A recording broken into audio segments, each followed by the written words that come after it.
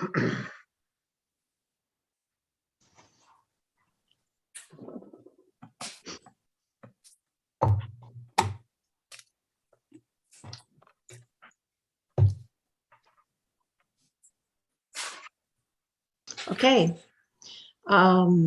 we have a quorum, and I want to welcome the members and the staff and anyone public participating that might be with us tonight to the May 17th, 2022 meeting of the Planning and Parks Committee of the City of Wildwood. The meeting is now called to order. Ms. Ripito, will you please call roll?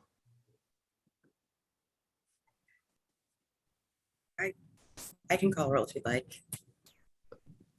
Councilmember Clark, Here. Councilmember Bartoni, Here. Councilmember Ottenberg, Here. Councilmember Farmer, Here. Councilmember McCutcheon, Councilmember Rambo, Here. Councilmember Flasher, Councilmember Galani.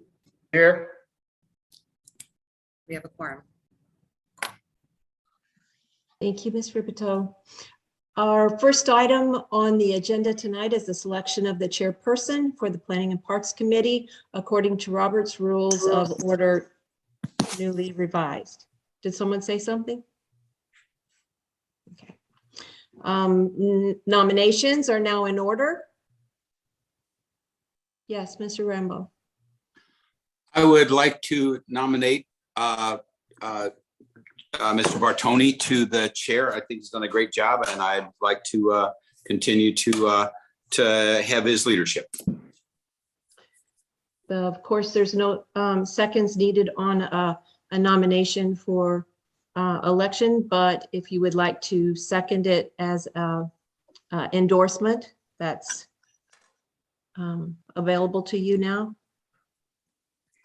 It's Councilmember Farmer, Councilmember Gilani, Councilman Ottenberg. Okay, I think we've got endorsements.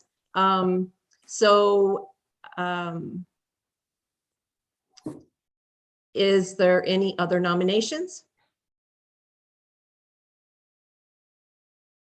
Seeing none, Councilmember Bartoni is back to Chair Bartoni, and he can take over the meeting from here. Thank you, Teresa, and thank you, everybody. I appreciate your support and confidence, and I welcome your feedback. Any way I can make the meeting better, please don't hesitate to let me know. That takes us to the next item on our agenda, though, which is the approval of minutes. I will take a motion for that. Made by Councilmember Farmer, seconded by Councilmember Clark. Is there any questions or debate on the minutes? Excuse me. Joe, do you have a question? Yeah, I just think the date on one of the items was transposed from an old one. I think it says March instead of April, but other than that, it looked great. Thanks, Mr. Farmer. We'll correct that. Okay, so we can just make that as an editorial note and do that. Any other questions or comments? All those in favor, please say aye. Aye. Aye. Any opposed? Any abstentions? Abstain. I will abstain as well.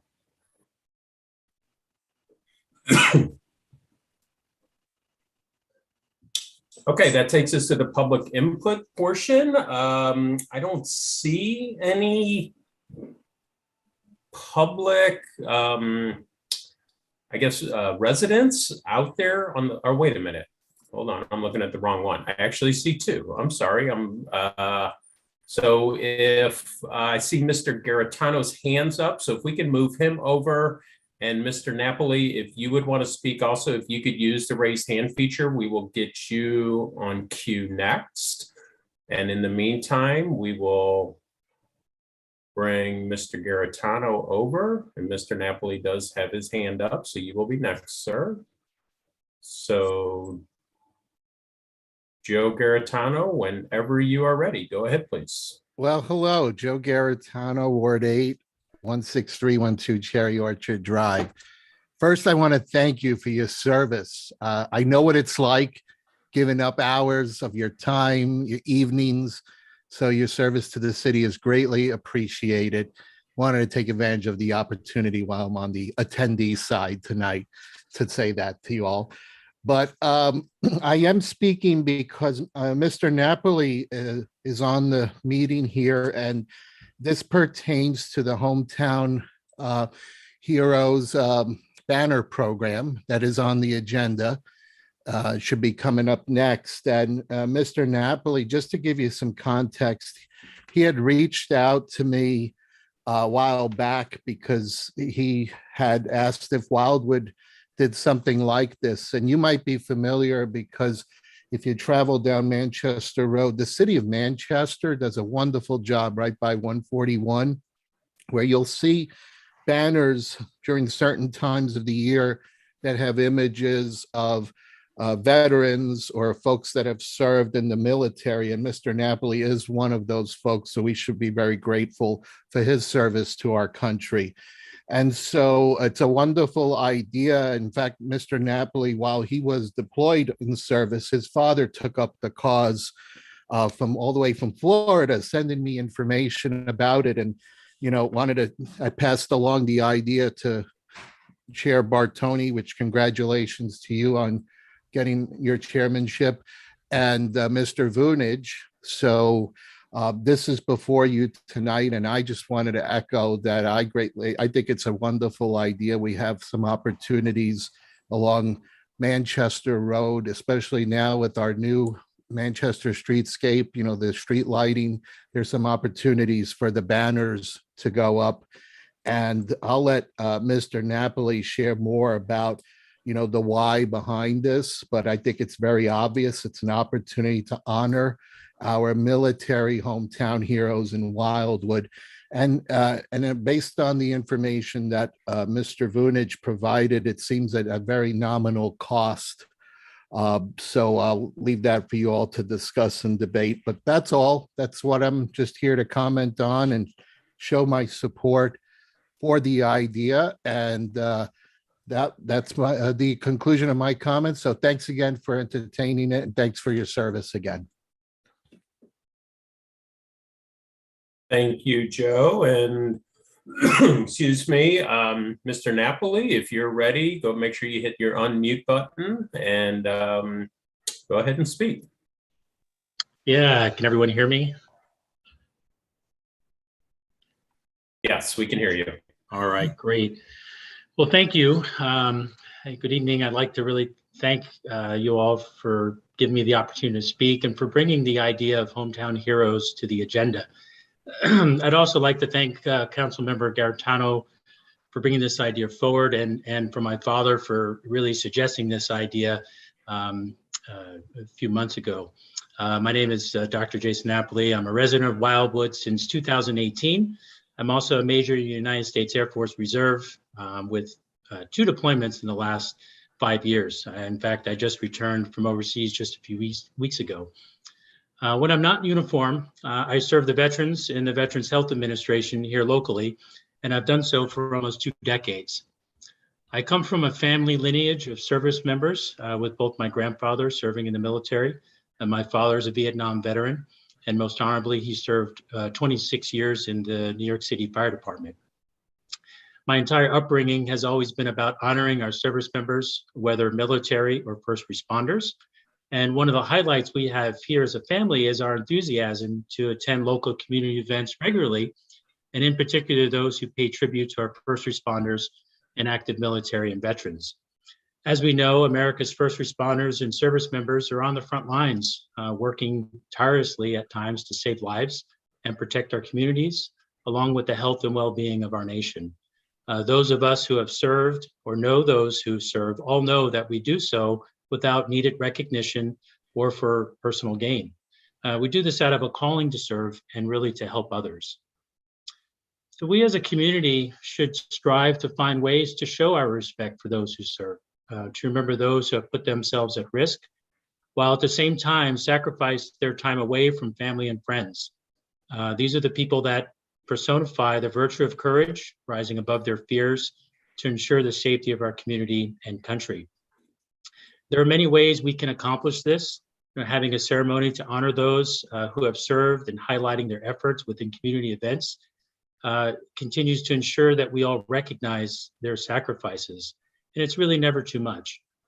One way other communities have done so is as Councilmember Garantano noted, is to place banners along Main Street on a light post with pictures of the first responder or service member. One such organization who does this for communities across the country is the Hometown Heroes Banner Program. Communities across the nation use this as one way to pay tribute to their hometown heroes. Manchester, Missouri probably displays their banners from April to October each year along Manchester Road. Belleville, Waterloo, Illinois, Florissant, Missouri also all do the same. My father was instrumental in having his own community of Wellington, Florida do the same, and they proudly hang banners for several months leading up to Veterans Day. I'm hoping we can do the same here. I understand that there may be budgetary limitations to a project such as this. However, there are many ways to be collaborative with entities to support this, such as working with the American Legion, VFW, unions for first responders, as well as community businesses and even private donations. It would be great if the town could budget for this, like other towns and communities have done so in the past. And I am also willing to support and assist where possible, and hopeful for the committee's support tonight with this endeavor. And thank you for allowing me to speak this evening. You're welcome, and thank you for speaking, and thank you for your service and your family's service to our country also. And for, I know it's not just the people who are deployed, but an entire family serves. So thank you to your entire family. Thank you. Thank you very much. So that takes us, I don't see any other attendees, so that will close our public input portion of our meeting and take us to action items. We have 5 planning matters or 4 planning matters and 5 park matters.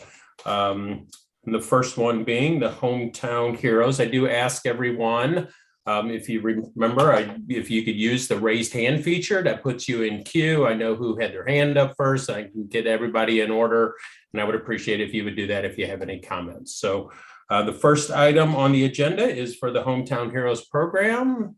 Mr. Vunich, take it away. Oh, And this one's for Ms. Melanie. Ripito will be handling this one, given her background in the city of Manchester. Awesome, great. Thank you, Mr. Chair. Mr. Chair, members of the committee, I would actually like to start with thanking Mr. Napoli for providing all that background information for me. So as he stated, the Veterans Banners Program is to pay tribute to veterans and also people currently serving. The banners are hung generally on pole brackets to light posts in a selected area for a designated amount of time. In the brief research the department conducted, it appears that although the program maintains the same sentiment in different communities, it is administered differently in each. In just a few communities that the department researched, the length of time the banners were displayed varied from 2 months to 6 months to up to 2 years, and the cost varied from $40 to $150 for the application. Although more research will be needed, the department did reach out to Ms. Sheen, the Parks Director for the City of Manchester, and she was kind enough to provide some information. They're on the higher side as far as the cost is concerned. They charge $150 for the application, but she said that it is to offset the cost of the program, which entails designing the banners, printing said banners, the cost of hanging the banners, as well as the associated hardware to do so. They also provide banners that say thank you for your services, generally next to the veterans banners. They also only charge $50 for renewal from year to year, and they just display them for 2 months, I think in October, November, leading up to Veterans Day, where they have a ceremony at their Veterans Memorial Park and formally present the families with the banners that were purchased. So there are a lot of things that will need to be considered if the city decides to move forward, such as details like the most appropriate location, the length of time to display. We do have light posts that are equipped for banners, but we would have to consider times that conflict with other banners promoting city events such as Celebrate Wildwood. Additionally, the city may want to limit the number of accepted applications to the number of posts available, or equip additional posts and have like a designated area. The city of Manchester received 44 applications this year, which is double from what they received last year. I believe it's their second year doing the program, but they're quickly running out of light posts to feature these. And the city of Waterloo, I think, received around 150 applications. And so it's definitely something that should be considered. So tonight, the department is seeking the committee's input on whether the city of Wildwood should proceed with further researching the program and determining the best way to administer said program, and the associated costs and time to be incurred. So this concludes the department's presentation, but the department is available for any questions that you may have. Thank you. Thank you, Melanie. Mike, I see your hand up. Go ahead, please. Yeah, thank you. Thank you, Mr. Napoli, for your attending tonight and speaking to us, and definitely thank you for your service as well. I just wanted to speak in support of this project. I think it's a phenomenal idea. I think anytime or anything the city can ever do to get involved in recognizing and honoring our veterans and or first responders is something that should be a no-brainer. And obviously the cost we're talking about here is negligible, especially in consideration for the value proposition that we're talking about. So I think it's an awesome idea. I think we should definitely do it. And I think it's something that also builds a lot of camaraderie and patriotism and excitement amongst the citizens of the city. I've heard about it and seen it in some of the other cities that have participated. And I know these types of things are something that people really rally around and get excited about. It's great to have those veterans come out and look to be recognized. And I think it just shows that we're a great hometown city and we support our heroes. So I think it's awesome and I think we should do it. Thanks. Thank you, Mike. Mike, you want to make a motion that we move forward, or Melanie, are we ready for a motion, or what do you? Yes, I believe so. Okay, Mike, you want to make a motion that we move forward with it then? Sure, I'll make the motion that we Okay. move forward with looking into this and seeing about what we need to do to get it going. Okay, and we have a second from Mr. Ottenberg. So we have a motion on the floor. Does anybody else have any other questions at this time? I do have one question, Melanie. When you said the applications range in price from like $40 to $150, and I mean, we'll give you time to figure out, you know, why there's one price and another, but is that per banner or is that just like the city's cost to participate? No, that's the application fee. I assume that the fees that are only $40 are probably subsidized somehow. Just in doing a quick search, the least expensive banner that I could find were $49. And so I assume that that's subsidized somehow. I'll be happy to reach out to the different cities to determine how they associate their costs. Kat with the city of Manchester, she said that they do high quality banners and they're double-sided with wind flaps and able to be reused year after year should somebody want to renew, so that they don't have to be reprinted every year. And it's also a nicer quality for people to keep at the end of the day. So it could be quality, could be quantity, but those are all things that we'll have to look into further. Okay, thank you. So seeing no other questions, we'll just do a voice vote on this. All those in favor of moving forward with the department's recommendation, please say aye. Aye. Aye. Any opposed? Any abstentions? All right, great presentation. And once again, Mr. Napoli, thank you for participating and bringing this to our attention. We appreciate it very much. So that brings us to the next item on our agenda, which is the Building and Trade Code Review. Joe, Mr. Vunich, go ahead, please. Thank you, Mr. Chair. Mr. Chair and members of the committee, thank you for your attention tonight regarding this particular matter. As you know, this particular subject had its origin at a city council meeting back in 2021 when there were concerns voiced about codes, building codes, trade codes, and their interpretation and application. Ultimately, City Council asked that there be an investigation of such, and out of that investigation, any conclusions that might be worthy of action. Over the course of time, the department has contacted the 3 fire marshals of the 3 separate fire districts that provide service here in the city of Wildwood, and also has reached out to St. Louis County to get an understanding of the development of codes, how codes are interpreted, and the process associated with both. So tonight, this is more of an update with a request for authorization at the end. In the memorandum, the department advises the committee members that it did speak with one of the leadership in the Department of Public Works at St. Louis County, and that as part of that, the conclusions or the items that are identified in the memorandum were formed. Most importantly, these items are not necessarily the entire universe, but these are the key highlights of the conversation. And out of that, I just want to draw your attention to a couple. First, the development of these codes, both the building codes and the trade codes, is a lengthy process.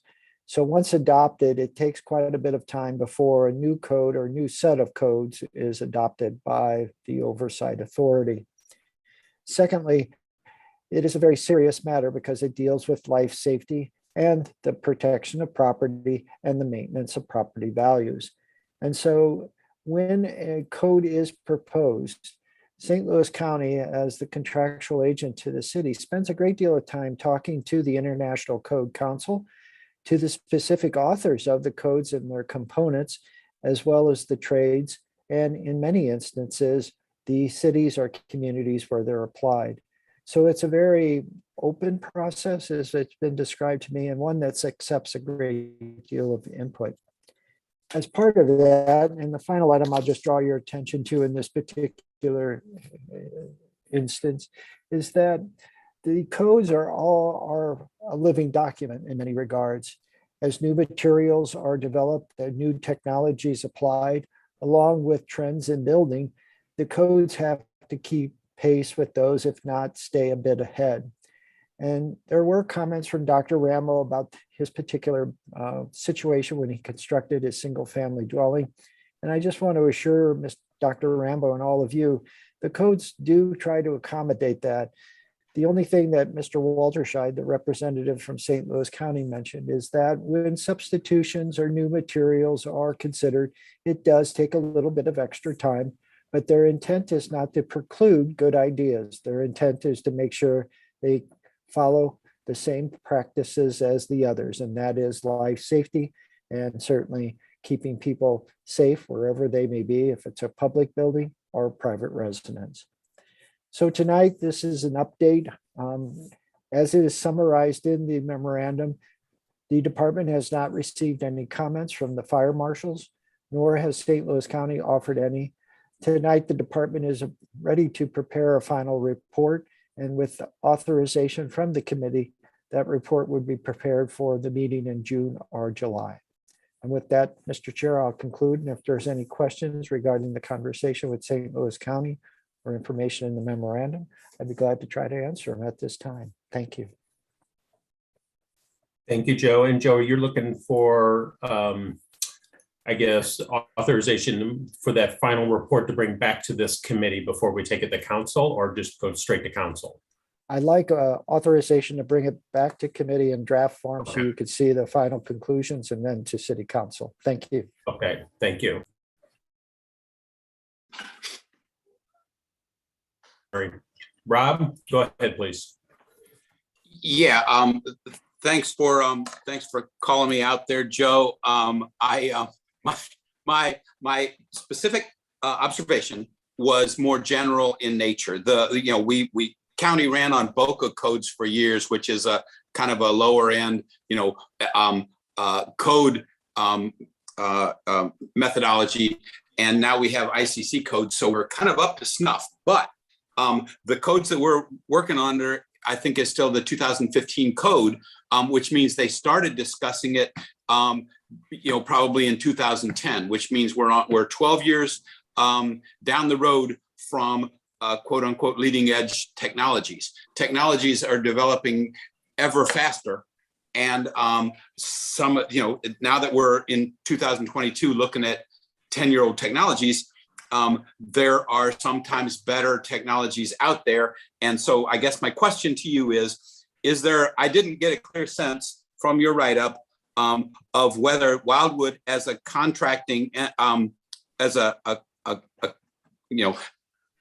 customer really of St. Louis County, if we have any latitude, if someone comes to us with a well-formed plan with using a leading edge technology, can we find a way to allow them to build their home in a manner that would be in violation of St. Louis County's 2015 ICC code, but would be a better technology that is likely to be implemented in the 2030 code?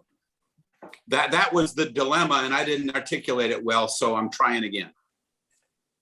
And to your question, Dr. Rambo, I think it's a resounding yes, there is a process. And as part of the final report, I'll make sure that process is detailed for the committee as well as city council. Awesome. Thank you. Okay, Rob, do you want to make a motion? Yes, I do. Yeah. Okay. Sure. So you make a motion to for the department to finalize the report. Do we have a second on it? Second, there you go. Thanks, Teresa. I see a second. Steve, did you have your hand up? Go ahead, Steve.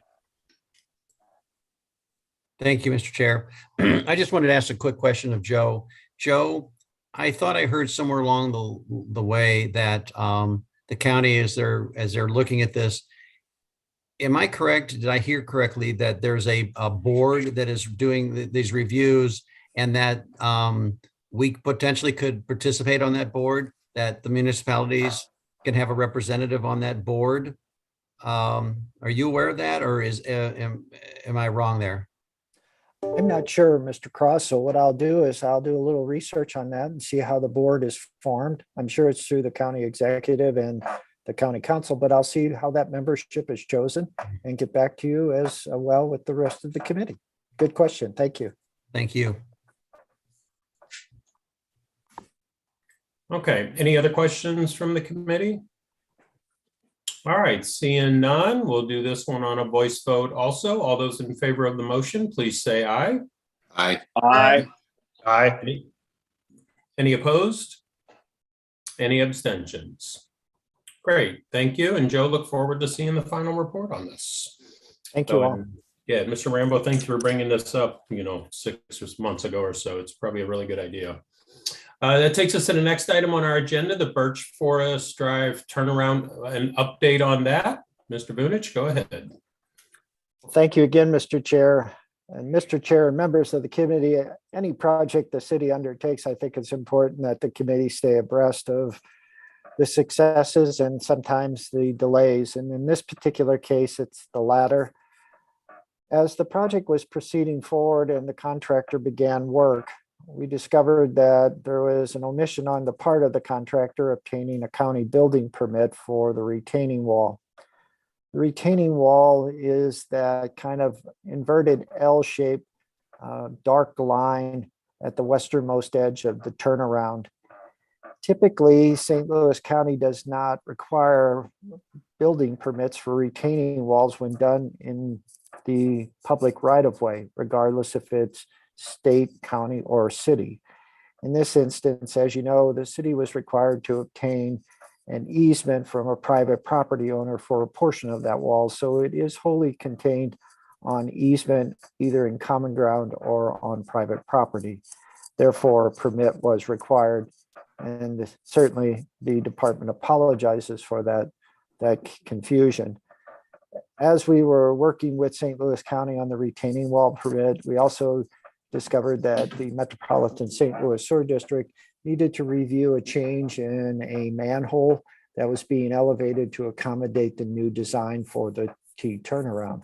That process is almost in conclusion, and we do have the permit from St. Louis County. We received excellent service and they turned it around in a matter of days.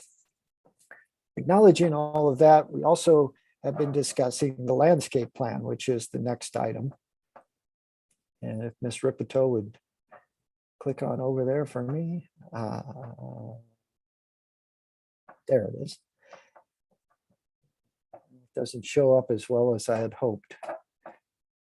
Melanie, I don't think that's the one I sent to you, but we'll do the best we can.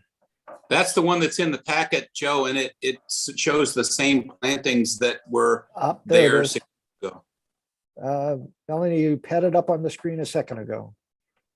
That's it. So Dr. Rambo, who is a great resource relative to plantings, identified a couple of items relative to this particular planting pattern that are not native to the eastern Missouri, not native to the United States, and in fact, when planted in the southeastern portion of the United States, has become a real problem.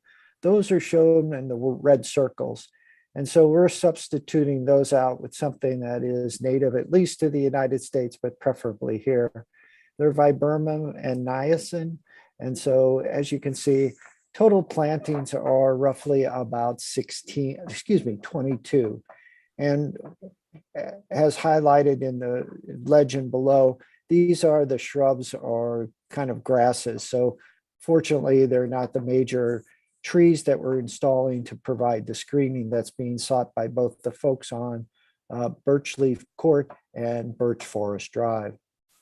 So again, we're trying to be respectful of all native. We're doing our best to address the concerns of the residents. And so again, I'm just updating the the committee, and then ultimately city council on the change in those plantings. We'll have a revised planting plan here very shortly, and that will be presented to city council.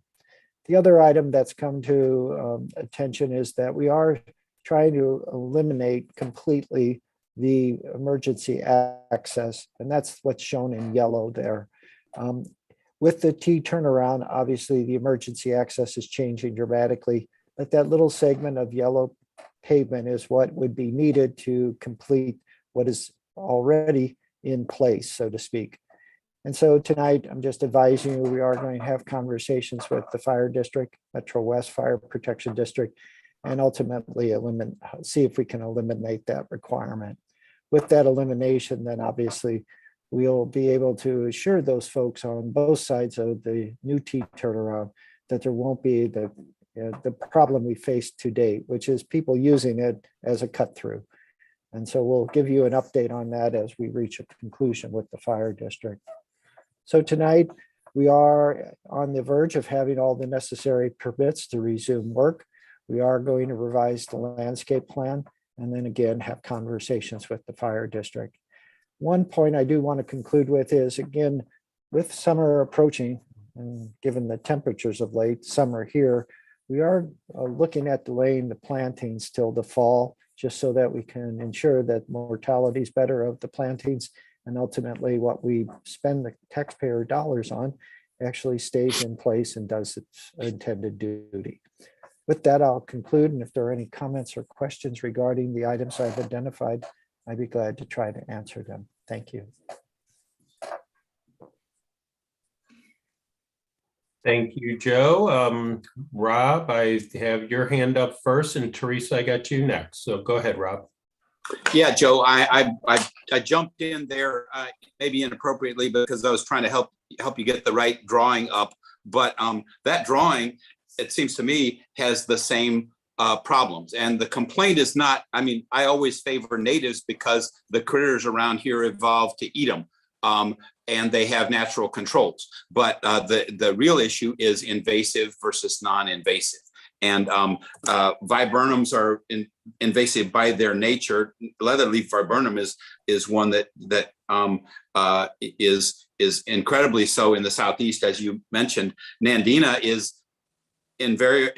incredibly invasive. Many cultivars, this firepower is quote unquote supposed to be not invasive because it doesn't have many flowers. But if nature can, nature will.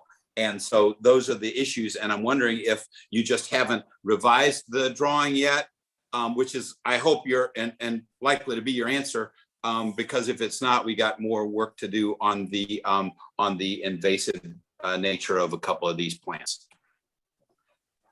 Well, Dr. Ramba, I took the approach, I'll walk before I run, and I wanted the committee to understand what was the problem plantings. So that's what's being indicated. Okay, And then sure. Good. once the committee is satisfied with the approach the department is taking, we'll get a revised landscape plan reflecting those two types being removed and being replaced with something that was comparable but native, or at least as you've described, from the United States. Yeah, non-invasive, that's the key. Just really get that buzzword in your mind. And I sent you and Melanie way too much verbiage on that problem because I wanted you to know what we're talking about, but that would really help us going forward with all these landscape plans. So thanks for the extra effort. Thank you, Rob. Teresa, go ahead, please. It's just something I wanted to mention about the location of the plantings, to be aware that if there's a crosswalk there at the end of the sidewalk, there'll probably be a pedestrian crossing sign also, and be aware of where the plantings go if they're tall enough, because I was driving down Taylor Road over there in Brightleaf and noticed that the trees are all planted right in line with the pedestrian crossing signs. And so as they get fuller, they are covering or they're hiding those signs. And it's difficult to see some of them until you're right there. That's all. Well, Ms. Clark, thanks for the observation, and we'll certainly take that into account. Okay, I don't see any other questions or anything, and no motion is needed on this, so that we'll just take that to the next item on the agenda, which is the overview of recent development trends within the city of Wildwood. This is typically just for information only from the department. So does anybody have any questions on anything? We have one from Teresa. Go ahead, Teresa. Do we have any updates on the North Point development as far as the benefits to the city?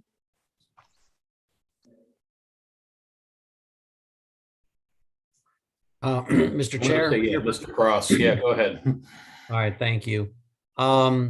We did receive the information from the North Point representatives in terms of what they project being the economic benefits.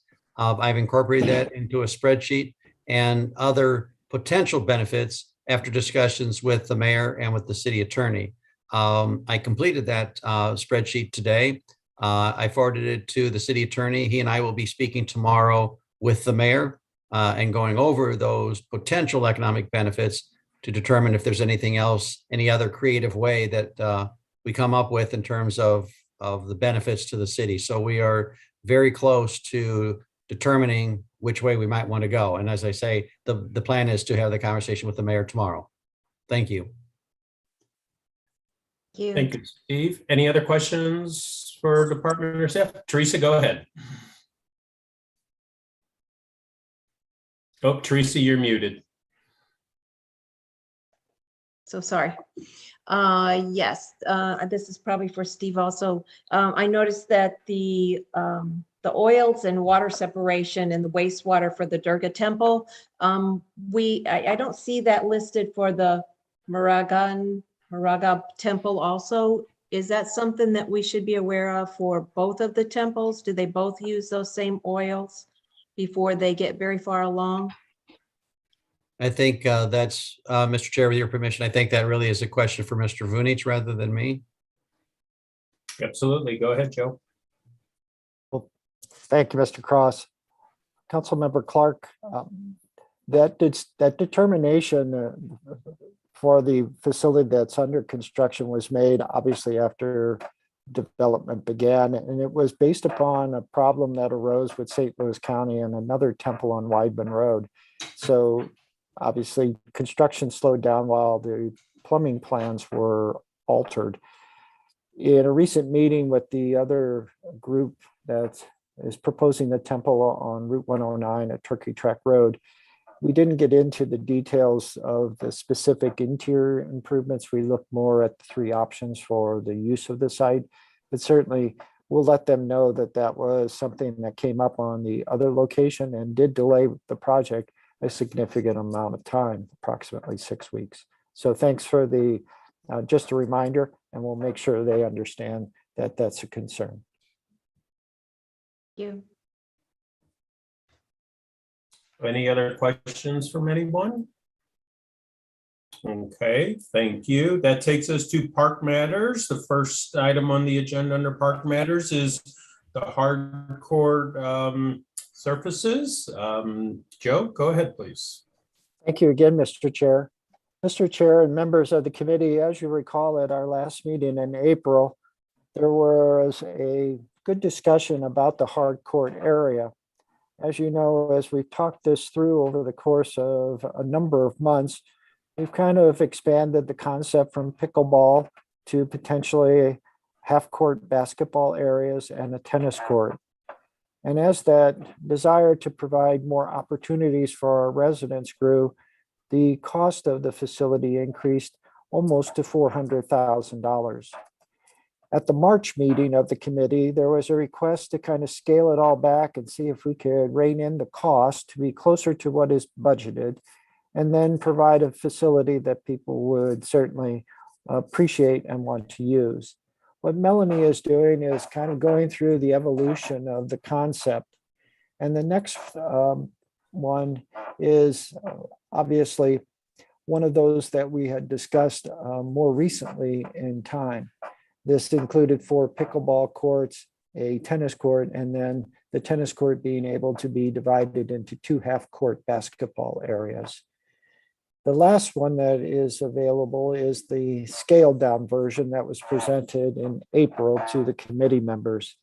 At the conclusion of that discussion, it was clear that the committee members felt that for the money that would be required, over $200,000, this was probably not enough of an improvement to suffice the justification of the payment.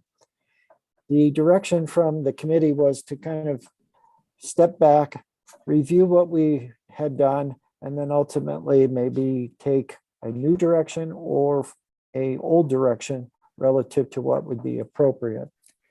There have been a couple of things that have happened since then.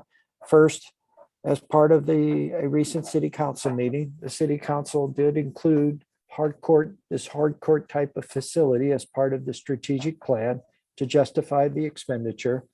And along those same lines, the department prepared just a summary of what we know the hardcourt area will entail. And that is provided in the memorandum on page 2, that the hardcourt area will be in the Great Meadow location of Community Park. It will carry forth a majority of pickleball courts. It will use existing nearby parking and restroom facilities to minimize cost. It will accommodate accessibility for all age groups. And then finally, it will comply with stormwater management requirements, given its proximity to Bottom Creek. Beyond that, the number of pickleball courts ultimately is a committee decision, but we tried to provide you a summary tonight of where we started and where we are and the cost associated with each step in the process. With that, Mr. Chair, I'll conclude. And certainly we're looking for direction tonight from the committee. Thank you.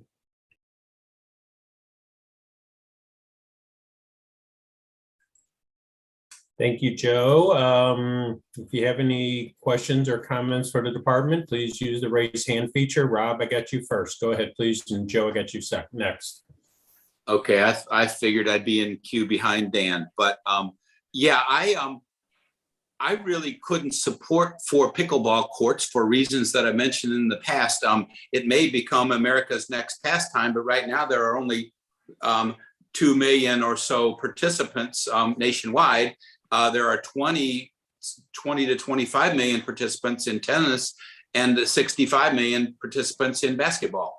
And we do have lots of, older folks or whoever plays pickleball in the community, but it just seems so limiting. And so spending $211,000 You guys did what we asked you to do in terms of getting the cost down, but we drove out the juice for most folks, which was a tennis court, a couple places to shoot hoops, etc. And so I tried to find my way through your document to the cost of, I guess I would call it option B, the one with the with a single tennis court with 2 half-court basketballs to the west, and then 4 pickleball courts in a quad, 1, 2, 3, 4, laid out that way. I don't know what that cost was. I think it was like in the $400,000 range, but I'd rather either approve that or wait till next year and try to approve it than I would spend $200,000+ on pickleball courts. That's my own personal opinion. So I just wanted to throw that out there. Thank you, Rob. Joe, do you want to clarify like what the different, there's 2 prices out here, which ones for which before we go on? Certainly, sir. The price at $391,000 was an original proposal that combined the pickleball, the basketball, 2 half-court basketball areas, and the tennis court. Ultimately, when we approached $400,000, which is almost double the budgeted amount for 2022 and 2023, there was a request to see if we could bring that down. That is the second proposal. So still the same number of hard court areas, but at $361,000. The final is the $211,000 that Dr. Rambo just referenced, and that's just the 4 pickleball courts. Thank you. Okay, thank you. Joe Farmer, go ahead, please. And then Dan, I got you next. Yeah, I was just going to say, I'm all for giving our residents stuff to do and places to go. I think, I'm sort of with Rob that I want to make sure that we give the residents the most opportunities we can. The other thing, some of you may have seen this, some of you may have not. They announced that they're going to build some pretty extensive pickleball places in St. Charles and in the Chesterfield Valley that are private spaces, but like basically it's as good as it can get at pickleball. So you'll be able to reserve things and all that. So, I know that there's a lot that goes into this, especially with the city staff having to figure out who's going to wind up playing what, where, and when. So I just want to make sure that whatever money we're investing, we're doing it as to get the most bang for the buck as we can. And if we're going to be trumped by a multi-million-dollar pickleball facility, 6 minutes up the road, we probably want to be just a little bit careful with that. Thank you, Joe. Dan, go ahead. And Scott, I got you next. Yeah, so I guess I have a couple questions. So I've played pickleball at Schroeder Park, and at Schroeder Park, they have like a tennis court that then has 4 pickleball courts on that tennis court surface. So it allows you to do either thing, but then you have to remove the pickleball court nets. And I don't know if that's something that we're looking at, or we were trying to put some sort of permanent pickleball netting in there. But in my mind, it would take the same space as if you combine those 4 pickleball courts that you currently have. And then you could potentially put basketball hoops at the far end of those things too. And you essentially are allowing for all the activities to go on the same space. Now, will it get crowded, and will there be problems with people wanting to use the facilities at different times? Yes, inevitably that's going to be an issue, and we'll have to figure out how to address that. But I guess I'm wondering if that's even an option. If that is not even an option, I'm just wondering what our budget abilities are to potentially approve the $361,000 thing. Because I think this is something that the community is really eager to see and eager to get going. But I do, I'm not going to be crazy foolish with people's tax dollars either. So I want to just, I guess, find out answers to those couples of questions if possible. Thanks. Mr. Joe, Chair, you want to if I answer may, those? Yeah, go ahead, Joe. Yeah. I apologize. I'm going to let Mr. Cross kind of handle the budget question, because we are getting near mid-year budget adjustments, and then shortly thereafter, we start the budget process for the next fiscal year. But Councilmember Fleischer, I think we can do any combination that is reasonable and functional. And so if the city of Manchester has done something that's a little different than what's being proposed here, we can certainly emulate it, copy it, or find a better way if there is. So I wouldn't necessarily say the designs you've seen are the final designs. Those are options. And so if there's a better option out there, we'll certainly explore it for the committee. Thank you, Joe. Steve, you want to address the budget portion? Thank you, Mr. Chair. I'm going by memory here because I haven't memorized every number in all the budgets, but got a pretty good handle. I believe that in the 2022 budget, there's about $100,000 that is earmarked for pickleball courts. And I believe there's another $100,000 in the 2024 5-year capital plan. I believe that's the case. Joe, if I'm wrong, correct me, but I think that's what we have. So we'd have $100,000. So, but again, if it's something that the committee desires, there are opportunities to make budget adjustments. Obviously, that money would have to come from somewhere, and something else may have to be given up. I wanted to, if it's okay, I did want to kind of tag on what Mr. Farmer pointed out with regards to other municipalities are doing with regards to pickleball. And it appears that other municipalities absolutely believe that pickleball is the happening thing. Now, he alluded to what's happening in Chesterfield. The mayor and I happened to have lunch at the mayor's luncheon on Friday, and Mayor Nation from Chesterfield spoke about the opening of the new hotel, the pickleball facility, and other developments that are occurring in the city of Chesterfield. But there was also a Fox 2 News article that came out about the things that are happening in Chesterfield, and they are in fact opening. It's the first of its kind pickleball facility in Chesterfield. It is indoors. That's called the Real Deal Pickleball Club. It's expected to open in the summer of 2023, and it's devoted pretty much entirely to pickleball. So if you go by that, you might draw the conclusion that there's a lot of interest in pickleball. So I think we have the interest in Wildwood. We just have to do exactly what this committee is doing, which is approach judiciously and cautiously in terms of how much money it's going to cost, what we want in terms of hard court sports, if you will, pickleball and other things. But there is money that is allowed to be spent this year and next year. Thank you. Thank you, Steve. Dan, I still see your hand up. Did you have a follow-up? Oh, it's down now. So, okay. Yeah, I didn't have a follow-up. I don't know. I mean, I really, where we're getting that money from, and I think it's going to be a hard sell to some of the council members without a plan in place to get that money. But can I at least make an ask that we start exploring where we could cut money to potentially apply it towards that design with the basketball court and the tennis court on one side and the for pickleball on the other? Or take a look and see if we can get it all in one. I feel like we're gonna be really crammed if it's all in one. It's great because at least we're getting everything addressed, but I'd hate to spend money and then feel like we didn't do it right or get enough space for everything. Yeah, I agree with you. I think we need to do it right, first of all, but I don't think I think that's a fair ask. Steve, do you think it's fair that like by the next meeting, we could get some sort of like we do have the mid-year review on the budget coming, like just have some sort of analysis as to where additional funds might be able to come from, if possible at all?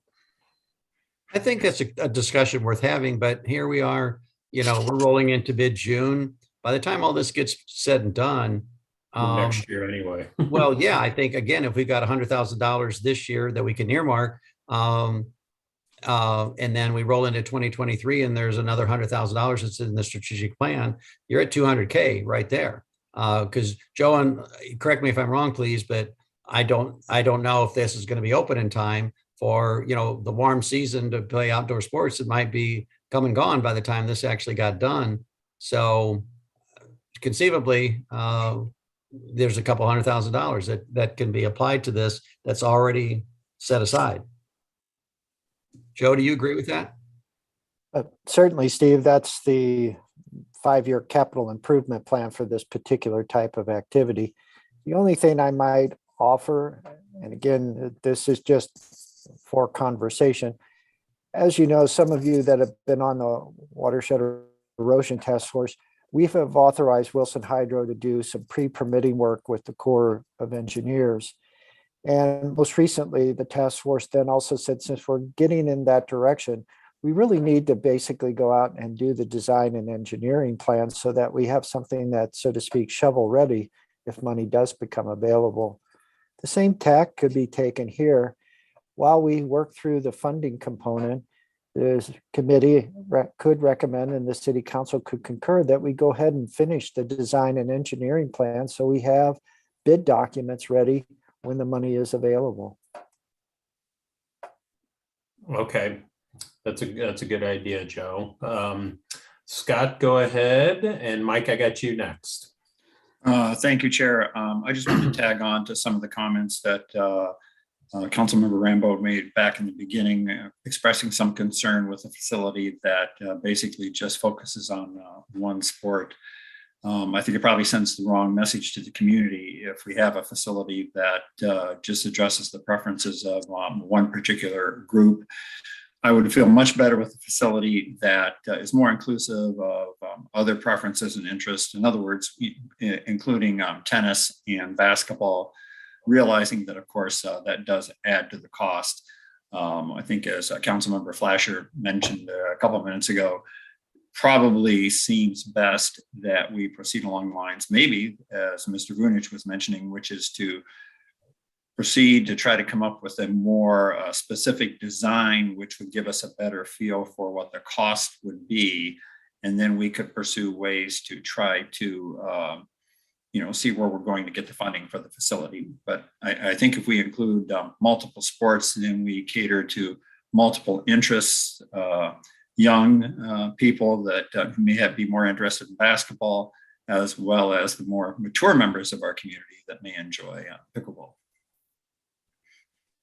Thank you, Scott. Mike, go ahead, please. And then I got Teresa and Rob.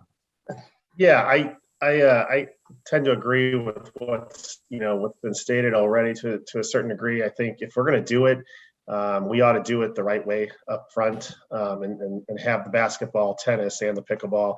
I do know while pickleball is a younger sport and newer, it is taking root very aggressively, and it's a great almost form of tennis that an entire family can play without having to be really good. So I noticed, if you go to different resorts around vacation places, families are playing pickleball like it's going out of style. It's becoming very, very appreciated quickly. And then I think, with a city like Wildwood, we pride ourselves on being an outdoors, nature, activity driven type community. And we've got some phenomenal parks, and we've got trails and all these great, awesome things we can do outside.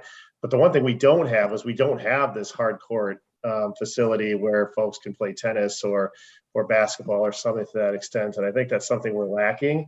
And I think even if we had the tennis, the basketball, and the pickleball, you would find that when weather's permitting, all of those surfaces would probably be busy almost all of the time. I would venture to say that you would be hard pressed to get there and be able to get a court during daylight hours when the weather's nice, regardless of what's in Chesterfield and those other places. And I mean, look at Topgolf.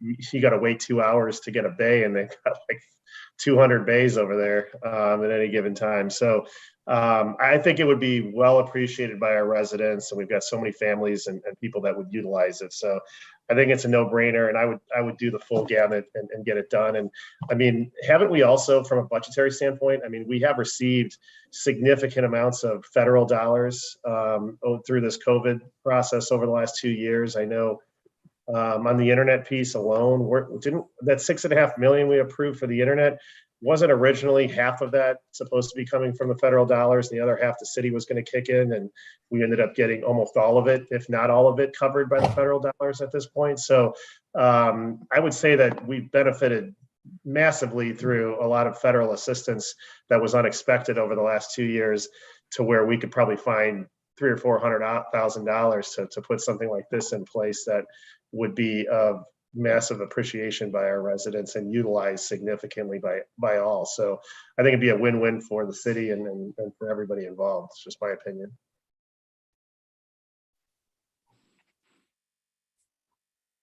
Thank you, Mike. Steve, do you want to respond to that? Saw your hand go up.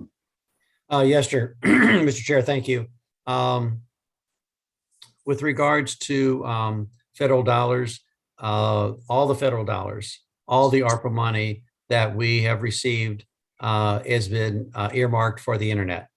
And there will be additional funds that will, in fact, there was, Councilmember Galani, there was a discussion prior to determining how we were going to fund the internet, that there was a discussion at council about using some of the city money. But, you know, when we were not hearing back what the final rules were with regards from Treasury, with regards to how the federal money could be spent. Once that was determined, and once our allocation of $6.75 million, or actually $7.15 million, but all of that 7.15 is allocated to the internet, and I will be coming to council sometime in the very near future, as we discussed at the last council meeting, with regards to phase 2 of the internet project, which then encompasses all the homes that are outside the original roughly 2,025 homes that were considered unserved and underserved. So there's going to be an ask of the council for a fair amount of money. So I guess that's a long answer, and I apologize to say there are no federal monies available for funding. I'm aware that all the federal monies had to be allocated to the internet. Like, we didn't have a choice of where we spent that. My point was just that originally we were prepared to kick in $3+ million of city funds towards the project before we knew that we were going to be able to get all that $7 million. So I guess, and to my point is, if we have that 16, I don't know what exactly we have sitting in our savings account at this point, but I know it was 16 million a year or two ago. I don't know if that's grown over the last year or whatnot, but my point is that a project like this, that's one of its kind, that's a one-time deal, that we don't have any type of facility. It's not like we're putting in a second or third facility like this. We don't have any. And as a city like ourselves, we should for sure have something like this. So I was just going to say, if we had to dip into those reserves or something like that, I think a few $100,000 to make that work would be worth it, is what I was getting at. And ultimately, that would be up to the council to determine where, you know, because you've heard the mayor say more than twice or 3 times, if somebody puts forth a proposal, you know, he'll always ask, where's that money coming from? Because if we have a balanced budget as we do right now, if we're going to take an extra 100 or 200,000, that's going to come from something. But yes, we do have a fairly healthy reserve balance. So it would be a discussion at the council level. All council members determine how we want to fund this or any other project that is not currently within our strategic plan or the capital improvement plan. Okay. Thank you, Steve. Teresa, thank you for patiently waiting. And Rob, I got you next. Go ahead, Teresa. No problem. Thank you, Chair Bartoni. Yeah, I had a few points. Number one, just after what was just said, we still have to make sure that, you know, now that this the hard court is on the priority list, that's a good thing, and we can look at it, but we still have things above it on the priority list, and we have to make sure that we cover our highest priority issues first. And, you know, we're looking at things coming in for watershed erosion, but there's also a lot of cost involved in watershed erosion. So if we're going to take money out of the reserves, we should do it on, before we do it on something lower on the priority list, what's the highest on the priority list, because that is the priority that we determined. Then second point is that I am more supportive of this project now that we are looking at more a variety of courts. However, I am a little concerned about the amount of impervious surfaces that we're looking at putting in the park and covering the green space that we really want to keep. So I wouldn't want to negate one to make the other come about. So if we keep adding more courts to this original project, we're covering up more and more of the green space that we have. And oh, and I was looking at all of these bids, and there's two things on here, and I don't know, are these options, the post-tensioning concrete and the chain link fence? Are these just options? I would be, I'm surprised that the post-tensioning concrete is an option, but I mean, let me know if that infrastructure is something that we don't have to have in this, and without it, does that make the life of this this hard court shorter? Because we have to look at the long term as well as the short term, and that's quite a significant cost that we aren't including in the total. That's all I have. Thank you, Teresa. Joe, do you want to answer the couple questions on the post-tension concrete and the fence? Yes, sir. Thank you, Mr. Chair.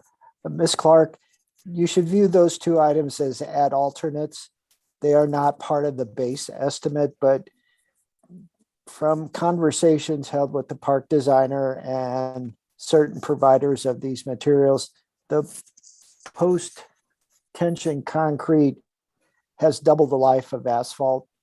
And so that was the concept, is that if you wanted to build it and have something that had a longer longevity, that would be the option. And then the vinyl coated chain link fence, it's just a more aesthetic appeal. So we thought we include that so you could see what basic chain link versus the vinyl coated, but add alternates. Thank you. Thank you, Joe. Teresa, go ahead with it. You got a follow-up, Teresa? I do. So what is the life of the one versus the other? Mr. Keitel, the park designer, mentioned that asphalt's about a 13 to 15 year lifespan, whereas the post-tension concrete is anywhere from about 28 to 30 years. Okay, thank you. Rob, thank you for patiently waiting. Go ahead, please. This is your second time. Right. Yeah. So I think most of us agree that the side-by-side layout with the quad Cartesian pickleball courts is kind of the right approach. But our problem will be net management if we're rearranging. And so, Joe, you're nodding your head. Yes, I just wanted to make sure that you explore those options because I think it might be a nightmare. I will say that I used to play handball a lot in the 70s through the 80s, through the 90s. And for a while, starting in the 70s, all of a sudden you couldn't get any place to play because people were playing racquetball. And now I'll sell anyone who wants them a handful of racquetball courts because I finally gave up and started playing that sport, but it has died. And it was easily as popular as pickleball seems to be now. And so I just want to, it may, like I said, it may be America's pastime someday, but I want us to be careful. And I think the flexibility of having that side-by-side layout should really be important. And so Steve said that we could find 100K. He agreed with Joe that there was another 100K.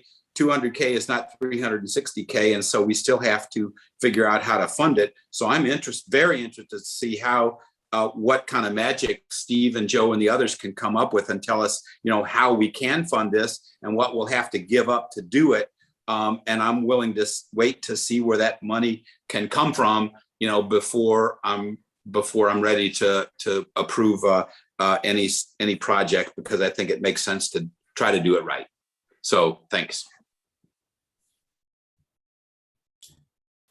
Thank you, Rob.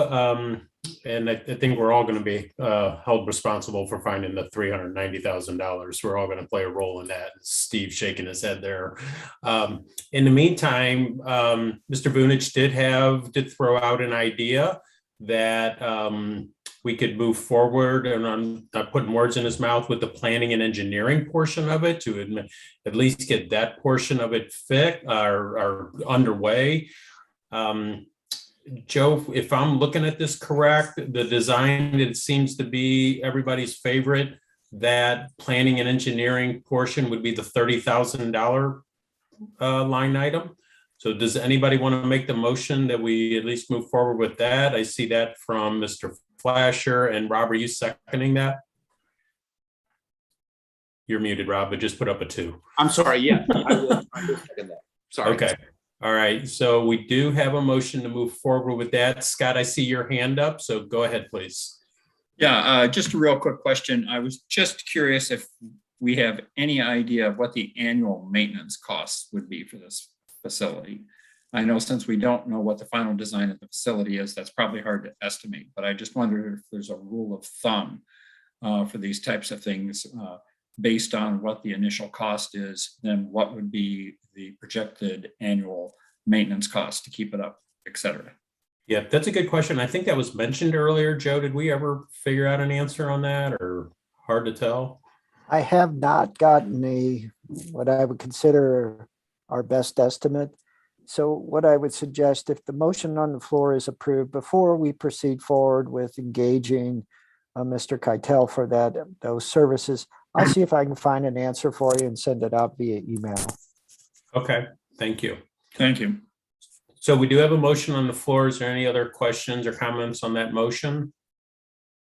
Okay, seeing none, I'll do this on a roll call vote. All those in favor, please say aye. Aye. Aye. Aye. Any opposed? Any abstentions? Okay, great conversation, guys, and appreciate that. Thank you to the department for all the work on this. This thing is, we've been moving the goalpost on you guys, seems like, on this one. That takes us to the next item under Park Matters, which is the special events serving alcohol. Mr. Vunich. Thank you again, Mr. Chair. Mr. Chair and members of the committee, the department has provided for your consideration tonight a memorandum with some information relating to a request the city received from a group that would like to conduct a special event, a fundraiser in Community Park. The special event is called the Bandana Bash, and for many years it was held at Zick's Great Outdoors at the corner of Strecker Road and Clayton Road. Mr. Zick's son, Todd, died of a leukemia, and since that time, his father, Doug, has been an advocate of raising money for research as well as offering bone marrow testing at the event. One of the key components of the fundraiser is being able to sell food and alcoholic beverages. Several years ago, the Bandana Bash kind of concluded. It was described to me that many of the organizers were getting older and it was harder and harder to make the full day.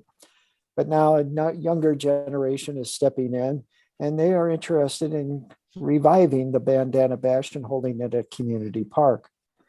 When the conversation reached the point where a commitment was need to be made, it was clear that the city could not authorize at this time alcoholic beverages because there's a prohibition in the park and recreation regulations.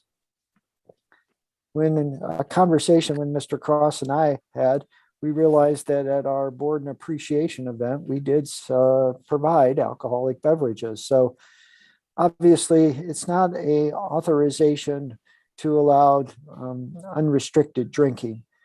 There would be a permitting process, and ultimately that permitting process would allow for certain special events under that permit to have alcohol either at the event itself or sell it as part of the event's parameters. And so tonight, the department has identified the particular regulation that prohibits the sale or drinking of alcohol in the parks and trails, and provided some proposed wording that would authorize such to occur under certain circumstances. I would note that the city attorney has not reviewed this, but what the department would like to offer is that between now and the next meeting, the city attorney would review this. We would provide some additional information and ultimately have this to city council sometime in early July. And if there are any questions regarding this particular matter, certainly Ms. Ripito, Mr. Cross, and I would be glad to try to address them at this time. Thank you. Okay, thank you. Joe, are you looking for a motion or are you just kind of bringing this to us saying we're going to bring this to the city attorney, or what are you looking for from the committee tonight? Actually, Mr. Chair, I'd like an endorsement to consider allowing alcohol sales for special events in certain parks. And if that endorsement occurs, then we can basically start spending the resources and time to get it where it needs to be. Okay, thank you. Thank you. Joe Farmer, go ahead. And Teresa, I got you next. Yeah, I would be happy actually to make the endorsement. We had an event up at Green Pines, and I literally got that question 7 times last night from different people about different things. So I was going to ask, how does that even work? So this is a good part of that conversation, I suppose. So I'd be happy to make the motion or whatever, if that's what you guys need. All right, so we do have a motion on the floor. Do I have a second on it? Seconded by Councilmember Rambo. So we have that. Teresa, go ahead, please.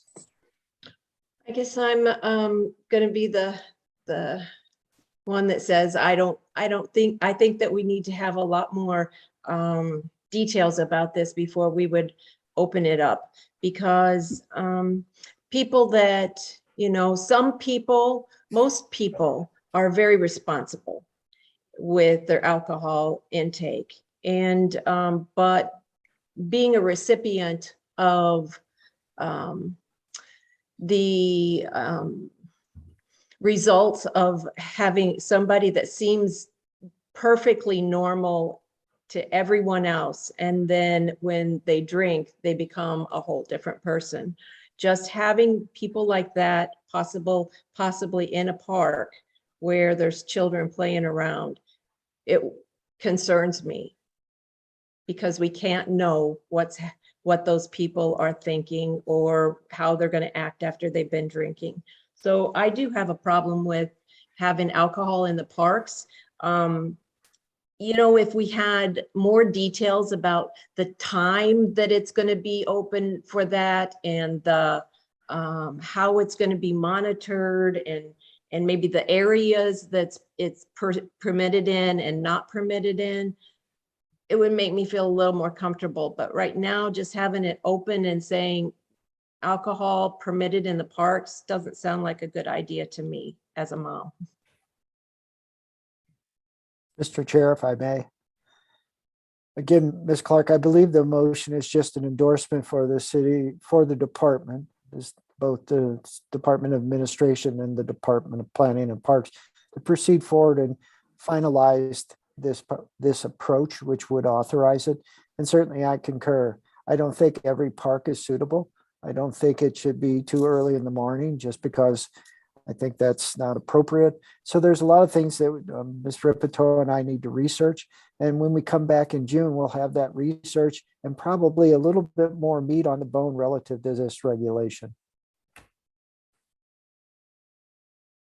Thank you, Joe. Joe Farmer, I still see your hand up. Did you have something else? You just didn't put it down. Okay. Oh, yeah, you're good. And then Steve, I saw your hand up. I'll let you go. And then I got a question also. So go ahead, Steve. Thank you, Mr. Chair. I just wanted to reinforce Mr. Vunich's answer to Ms. Clark. When this first came to us, we had a very lengthy conversation, the pros and the cons about doing this, and we were on the fence for a while. We actually brought Captain Mondell into the conversation in terms of how the park, which are already under police observation at various times during the day, but depending on the crowd, depending on the event, we may want to beef that up a little bit, and we certainly have the ability to ask the police to do that. So we had, Ms. Clark, the same concerns about how we would handle it. There might even be instances where we would deny that permit, depending on the circumstances. As Joe said, a lot of work to still be done, but your concerns are absolutely noted, and we actually had covered most of them in our conversations long before this even came before this committee. Thank you. Thank you, Steve. Rob, go ahead, please. Yeah, I just want to say that my motion was predicated on just that notion that we would be in control of the process because we have permits, and this being having its roots as a German community in large part.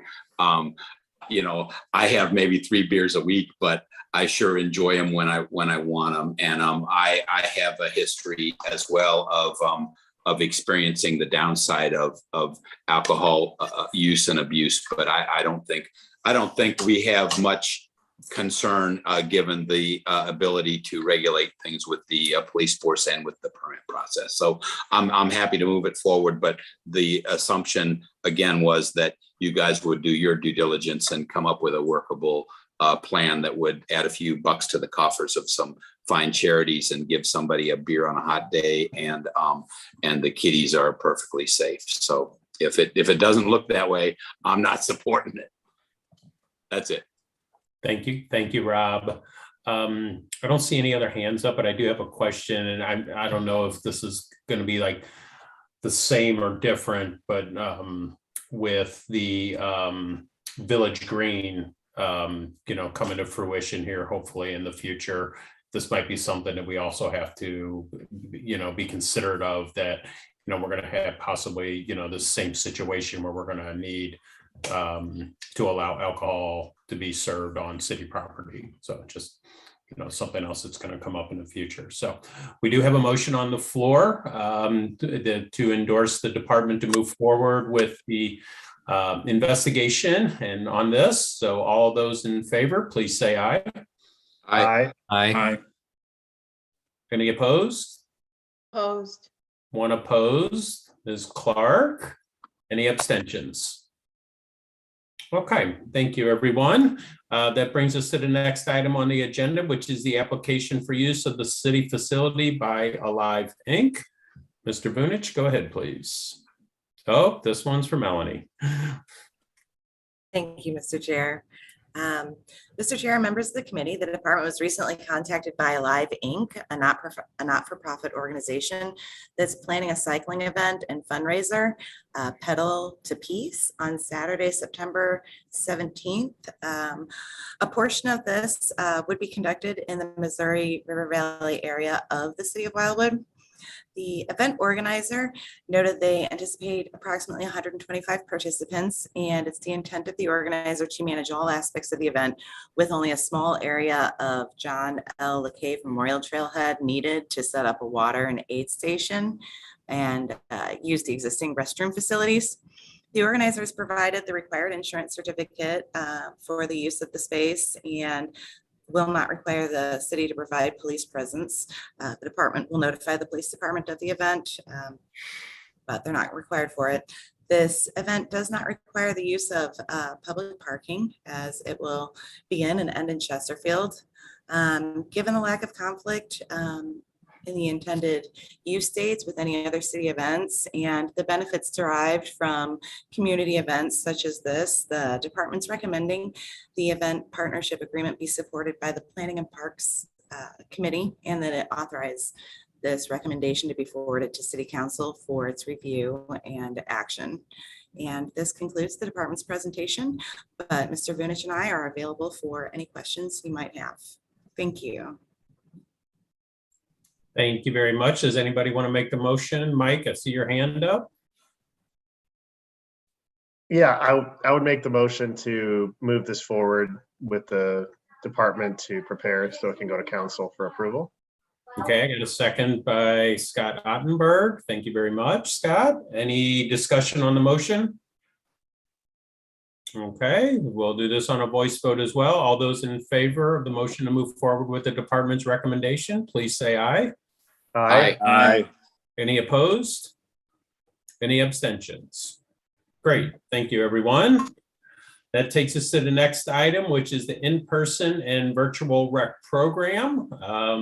This is typically just kind of an FYI, unless the departments have anything they want to add or anything. I'm seeing them all shake their head no. Does anybody have any questions for the department?